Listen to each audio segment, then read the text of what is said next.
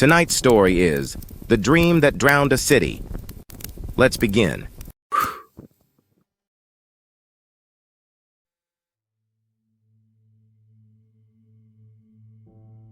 Olivia woke to silence. Not the peaceful kind, the wrong kind. The kind that presses against your eardrums until you hear your own pulse. She lay perfectly still in the darkness, listening. Nothing. No traffic, no wind, no creaking pipes. Just her heartbeat and the faint ringing in her ears that comes from too much quiet. Then, a drop. Slow, deliberate, water hitting stone somewhere in the room. Plip! She wasn't in her bedroom. The air smelled wrong, metallic, sweet, like old coins soaked in honey. Her breath fogged in front of her face even though she felt no cold. Olivia sat up slowly. The movement echoed. That was wrong too. Her studio apartment had thin walls and noisy neighbors.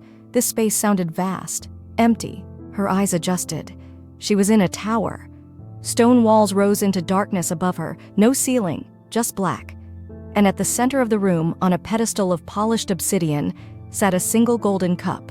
The liquid inside glowed, pulsed, like a heartbeat made visible. She stood. Her bare feet made no sound on the cold floor. She moved closer. The cup was beautiful, ancient, covered in symbols that hurt to look at directly. The liquid inside shifted and swirled on its own, thick as honey, bright as molten gold. A voice whispered from everywhere and nowhere. "Drink!" Olivia's hand reached out. She couldn't stop it. Her fingers touched the cup, cold, so cold it burned. The liquid spoke without words. It showed her everything, every lottery number, every stock price, every death and birth and accident. The future unfolded like a map, clear and certain and hers. She lifted the cup. The golden liquid touched her lips. Olivia woke. Her bedroom, gray morning light, traffic sounds from the street below, her phone buzzing with bill reminders. Real. This was real. But her mouth still tasted like honey and metal. Asterisk, asterisk, asterisk. The dreams came every night for a week. Always the same tower. Always the same cup. Always the voice whispering, "Drink, drink, drink." And every morning, Olivia woke with that taste in her mouth and numbers in her head. Lottery numbers that she never bought tickets for. Stock prices that she couldn't afford to invest in. Warnings about accidents she couldn't prevent. She worked her double shift at the hospital. Changed bedpans, held dying hands. Came home to her mother's bills stacked on the kitchen counter. $200,000 in medical debt. A number that grew every month like a tumor. The cup in her dreams whispered promises. But Olivia didn't believe in prophecy. Until Claire called. Asterisk, asterisk, asterisk. "I need to see you." Her sister's voice cracked on the phone. Claire never cracked. Claire was the successful one. The one who married rich, started companies, wore designer clothes that cost more than Olivia's monthly rent. "What's wrong?" Silence. Then a sound like crying, quickly muffled. "Can you come over? Please, I can't do this over the phone." Claire's penthouse looked the same as always. Floor-to-ceiling windows, minimalist furniture, everything white and sharp and expensive. But Claire looked like she'd aged 10 years in the 6 months since Olivia last saw her. "The divorce is final next week," Claire said. Her hands shook as she poured coffee. "He's taking everything. The lawyers, the settlement, the lawsuits from the business." Her laugh was brittle. "I'm broke, actually broke. Not, I have to sell the summer house broke. I'm going to lose this place. I'm going to lose everything." Olivia felt that old familiar stab of satisfaction, then immediate guilt. "I'm sorry." "Don't." Claire's voice hardened. "Don't give me that sympathetic face. You've been waiting for this, to see me fall." "That's not the dreams, Olivia." Claire leaned forward. Her eyes were too bright, feverish. "You've been having them too, haven't you?" The coffee cup stopped halfway to Olivia's lips. "What?" "The tower. The golden cup. The voice that tells you to drink." Claire's voice dropped to a whisper. "The future." Something cold slithered down Olivia's spine. "How do you know about—" "Because I had them first." Claire stood up, paced. 2 months ago, every night. And the things I saw, Olivia. God, I saw the divorce, the business collapse, everything. And I saw a way out. "What are you talking about?" Claire stopped pacing, turned, and for a moment, in the morning light, her eyes looked wrong. Too bright, like something glowing behind them. "I found a way to transfer the dreams." Asterisk, asterisk, asterisk. The clinic was in a place that didn't exist. Claire drove for 2 hours, down roads that weren't on any map, through neighborhoods that looked abandoned but weren't quite. Buildings that had no names, streets with no signs. Claire, what the hell is this? It's safe, it's private, it's the only place that can help us. Us, that word again. The building looked like an old office complex, concrete, windowless, the kind of place you'd walk past without seeing. Inside, it was worse. Fluorescent lights that buzzed too loud, hallways that smelled like disinfectant trying to cover something else. Something organic, something wrong. A woman in a white coat was waiting. Dr. Reeves. She smiled, but it didn't reach her eyes. "You must be Olivia." Her voice was calm, professional, like this was a normal clinic doing normal things. "Claire's told me about your situation. Identical twins, a rare gift." "What situation?" Olivia looked at Claire. "What did you tell her?" "The prophecy dreams," Dr. Reeves said. "They originate in the cerebrospinal fluid, a chemical response to contact with certain entities. Very rare, very valuable." She gestured down the hallway. "This way, please." Olivia didn't move. "Entities? Think of it as a gift." Dr. Reeves' smile widened slightly. "Or an invitation. The dreams show you the future because something wants you to see it. Something old, something that collects potential." The hallway seemed to stretch as they walked. Too long. The lights flickered. And under the hum of fluorescent bulbs, Olivia heard something else. A sound like breathing, wet, rhythmic, coming from behind the walls. "The procedure is simple," Dr. Reeves said. "We extract a small sample of cerebrospinal fluid from the host, that's you, Olivia, and transfer it to the recipient. The dreams follow the biological marker." "You want my spinal fluid?" "Just a small amount, barely noticeable. And in return," Dr. Reeves stopped at a door, "your sister's debts disappear. She's already arranged payment, very generous payment." Claire wouldn't meet Olivia's eyes. "Just this once. One time. I'll never ask again." The room behind the door hummed. Medical equipment, sterile surfaces, and in the center, 2 chairs, restraints hanging loose. Olivia backed away. "No."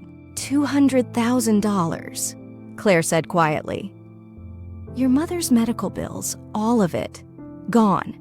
I'll pay them, all of them. Just, please, I need this. I need to see the future again. I need to know how to fix this." "The dreams are yours," Olivia said. "They came to you. Why did they stop?" Dr. Reeves tilted her head. "Because she didn't drink. The entity offers once. If you refuse, it moves to someone else. Usually the closest biological match. In your case, your twin. And if I give her the dreams back, they won't return to you. The transfer is permanent. You'll be free." Free. The word tasted like a lie. But $200,000 wasn't a lie. That was real. That could save her mother. Could let Olivia stop working double shifts. Could let her breathe for the first time in years. "Okay," Olivia whispered. "Okay." The needle going into her spine felt like ice water spreading through her bones. Asterisk, asterisk, asterisk. The dreams stopped. For 3 weeks, Olivia slept in blessed darkness. No tower, no cup. No voice promising her the world. She almost forgot what it felt like. Peace, rest, normal dreams about normal things. Then Claire stopped answering her phone. Olivia drove to the penthouse. The doorman looked uncomfortable. "Miss Claire hasn't been accepting visitors." "I'm her sister." He hesitated, then nodded. 15th floor. The elevator rose in silence. When the doors opened, Olivia smelled it immediately. That same metallic sweet smell from her dreams, honey and copper. Claire's door was unlocked. Inside, the lights were off. All of them. The afternoon sun streaming through those massive windows should have lit the place like a gallery. Instead, the light seemed to stop at the glass, absorbed. The penthouse was full of shadows that moved wrong. "Claire?" No answer. Just that smell, stronger now, and a sound, soft, wet, like something dripping. Olivia's hand found the light switch. The lights flickered, struggled, then came on dim and yellow.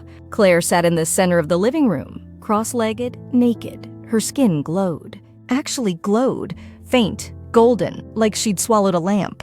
"Don't come closer." Claire's voice was wrong, layered, like 2 people speaking at once. "I'm still integrating." "Claire, the things I've seen, Olivia." Claire's head turned. Too far, too smooth. Everything. Every moment, every choice, every death. It's beautiful. It's so beautiful I could scream. Her eyes were solid gold. No white, no iris, just gold, glowing like molten metal. What did you do? I drank. Claire smiled. Her teeth were stained yellow. In the dream, I finally drank, and now... She stood up. The movement was wrong. Too fluid, like she had too many joints. Now I'm hers. Drip, drip, drip. Golden liquid leaked from Claire's eyes. Her nose, her ears. It rolled down her skin and pooled on the white floor, glowing, pulsing with that heartbeat rhythm. She collects us, Claire whispered. The ones who drink? We become part of her, part of the tower, forever seeing, forever knowing, forever... Her body convulsed, bent backward, spine cracking with sounds like breaking branches. Olivia ran. She ran for the door. The hallway, the elevator that suddenly seemed miles away. Behind her, Claire laughed, that layered, wrong laugh. You can't escape her, Olivia. She's already chosen you. The moment you gave me the dreams, she marked you. You refused the gift. No one refuses the gift. Asterisk, asterisk, asterisk. Dr. Reeves didn't seem surprised when Olivia burst into the clinic at midnight, wild-eyed and babbling. Sit down, the doctor said calmly. I'll make tea. My sister, there's something wrong with her. She drank from the cup. Dr. Reeves poured boiling water with steady hands. She accepted the invitation. This is what happens when you say yes. What is she? Becoming. In another week, she'll be fully transformed, transferred to the tower. Her body will remain here, technically alive, but her consciousness will belong to the collector.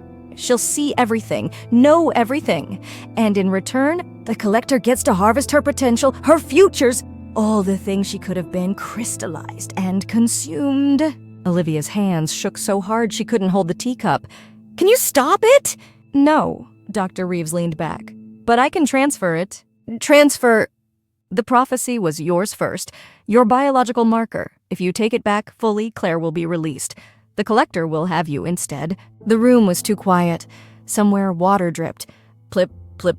If I do this, Olivia whispered, what happens to me? You drink, you become hers. Claire lives, a fair trade. And if I don't? Dr. Reeves smiled. It was a sad smile. An old smile. Then Claire transforms completely in 6 days, and the collector will still come for you.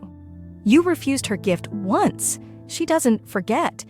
Eventually, everyone she touches either drinks or dies. Asterisk, asterisk, asterisk. The transfer took 2 hours. Olivia lay on the medical chair, needle in her spine again, and felt the prophecy flood back into her cerebrospinal fluid like ice water. It hurt. God, it hurt. Like her bones were freezing from the inside out. When it was done, she couldn't walk. Dr. Reeves had to help her to a private room, a bed, darkness. Rest, the doctor said. The dreams will return tonight. When they do, you'll have a choice. Everyone always has a choice. She closed the door, locked it from outside. Olivia lay in the dark and listened to the building. The hum of fluorescent lights, the drip of water, and something else, something moving in the walls, breathing, waiting. She closed her eyes. The tower came immediately. Asterisk, asterisk, asterisk. This time it was different. The tower wasn't empty. It was full. Dozens of containers lined the walls, floor to ceiling, transparent, glowing. And inside each one, a person floated in golden liquid.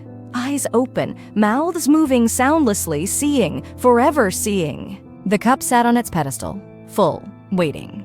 And behind it, a woman. Tall, ancient, beautiful in a way that hurt to look at. Her skin was liquid gold. Her eyes were black voids. She smiled with too many teeth. Hello, Olivia. The voice bypassed her ears entirely. It spoke directly into her skull, resonated in her bones. I've been waiting for you. Olivia's feet moved on their own. Closer, always closer. You gave away my gift once, the collector said. A brave choice, a foolish choice. But now you've taken it back, so I'll ask again. She gestured to the cup. The liquid inside swirled, showing Olivia everything. Her mother, healthy. No more debt, no more pain. A life of comfort, of knowing, of never being surprised again. Drink, the collector whispered. Drink and know everything. Drink and your sister lives. Drink and all your suffering ends. Olivia's hand reached for the cup. Her fingers touched the cold metal. She lifted it to her lips. The golden liquid burned like fire and ice and honey all at once.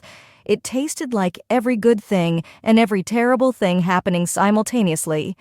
It tasted like the future. She drank. The tower exploded with light, golden light that seared through her eyes, her brain, her soul.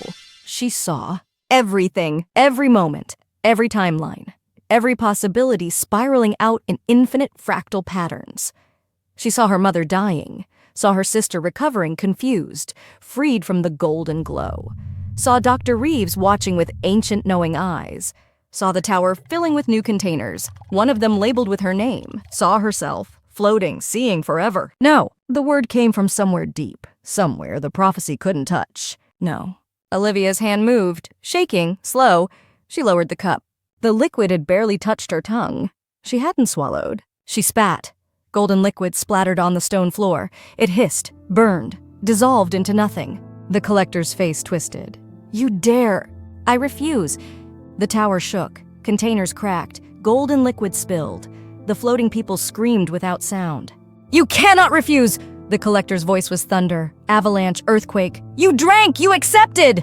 I tasted, Olivia said. Her voice was calm, clear. I didn't swallow. I didn't choose. I refuse. The prophecy tried to cling to her.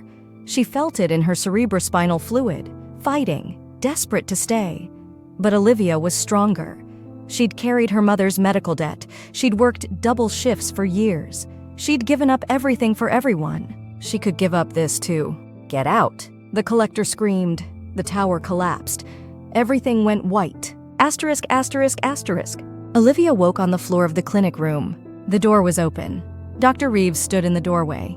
She looked different, older, tired. You refused her, Olivia nodded. She felt hollowed out, empty, but clean. The prophecy was gone, really gone this time. No one's ever, Dr. Reeves shook her head. In 400 years, no one's ever refused after tasting. The contract was binding. You should be hers now. Where's Claire? The hospital. St. Vincent. S. She woke up 3 hours ago, confused. No memory of the transformation. The golden glow is gone. Dr. Reeves studied Olivia. You saved her. And my mother's bills? Claire already paid them. Before the transformation. The money was real. Olivia stood. Her legs shook but held. What happens now? Dr. Reeves didn't answer. Couldn't answer. Because she didn't know. No one had ever walked away before. Asterisk, asterisk, asterisk. Olivia left the clinic as the sun rose. The building looked different in daylight. Smaller. Almost normal. She drove home. Went to the hospital. Held her mother's hand. The bills, her mother whispered. How? Claire paid them. All of them. Her mother cried. Olivia didn't tell her the cost. Didn't tell her about towers and golden cups and collectors who harvested human potential. She went home. Showered. Made coffee. Tried to feel normal. That night she slept without dreams. For 3 weeks nothing, just blessed darkness. Then she woke in silence. The wrong kind of silence. And faint. So faint she almost convinced herself she imagined it. A drop, slow, deliberate. Plip! Olivia lay in her bed and listened. Nothing else, no tower, no cup, no voice. But the sound came again. Plip, plip. Somewhere in her apartment, somewhere close. The sound of golden liquid dripping. She didn't get up to look, didn't turn on the light. Because she understood now. The collector was patient, immortal. She'd been turned down before, certainly, but never after a taste. Olivia had done something new, something unprecedented. And the collector didn't like precedents. The prophecy was gone. Olivia had refused it, rejected it, walked away. But the collector herself? She would wait, forever if necessary. One day Olivia would weaken. One day the weight of normal life would become too much. One day she'd wish she could see just a little bit ahead, just enough to make things easier. And when that day came, plip! The drops came faster now, regular, like a heartbeat. Olivia closed her eyes, breathed, refused to listen. The collector whispered from the darkness, Not yet. The silence swallowed the words, but the drops continued. Plip, plip, plip. Olivia would hear them for the rest of her life.